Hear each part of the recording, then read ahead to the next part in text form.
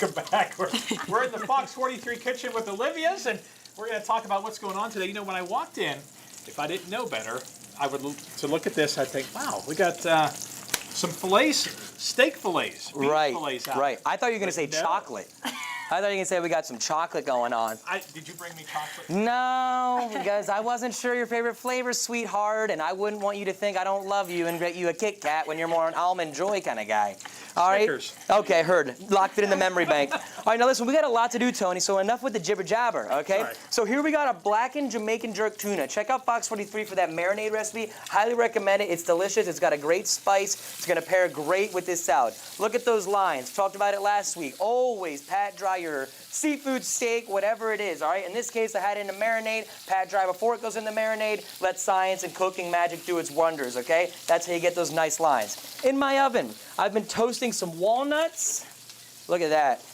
Look at the caramelization. Look at the natural sugars, all right? All that is a simple salt, pepper, brown sugar. Nice. Thank you. Okay, you got to be careful, and you always got to make sure you season your nuts and bake your nuts when you get them from the store. I don't care. Almonds, macadamia, walnuts in this case, all right? Little salt and pepper, little brown sugar. You put the brown sugar, you really got to be on top of it, because if you're not, that brown sugar, those sugars cook fast, and it'll burn your product. So you stay on top of it. Does that 325? Constant stirring. I did 8 minutes total, and every 4 minutes I took it out and stirred. Done, just like that. Those are going to sit there. I've also toasted some shredded coconut flakes in here. Look at that. Ooh. Look at the browning on my coconut flakes. Again, Tony, tell the people, how good does it smell in here? It smells wonderful. Mm-hmm. Yes, exactly.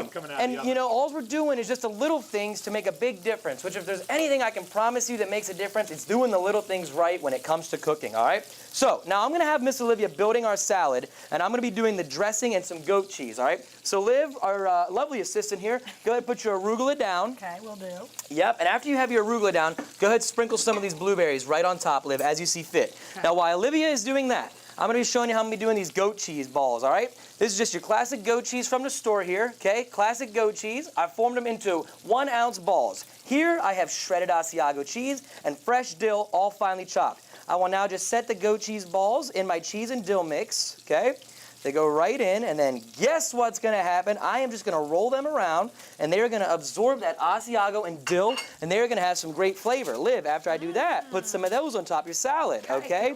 So now, the tuna's sitting there searing away. Yes. How often do you got to watch that? Very quickly, because tuna cooks quick, and you don't want it overcooked. Once that thing hits 130, 120 even, it's done, all right? There's your matzo balls, Liv, for your salad. Now I got to talk about dressing, all right? Anytime you're making a dressing, starts with 2 things, oil and vinegar. I'm using extra virgin olive oil, and I'm going to use a white balsamic vinegar today. They sell it at the store. White balsamic vinegar keeps things on the lighter side. 60-40 olive oil to vinegar. So if you got 60% olive oil, you need 40% vinegar.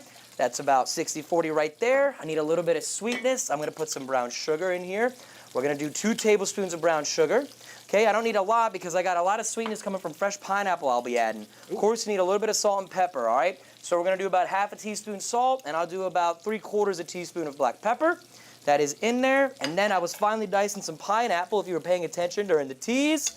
All that's going to go in. It's going to have a fresh, great, awesome sweetness. I got my whisk here. You mix, mix, mix, mix, mix. Go ahead, Tony. I'm also going to put some fresh garlic in there. Yes, is that what you're going to say? A combo, well, that surprised me. So a tuna, love it, goat cheese combo.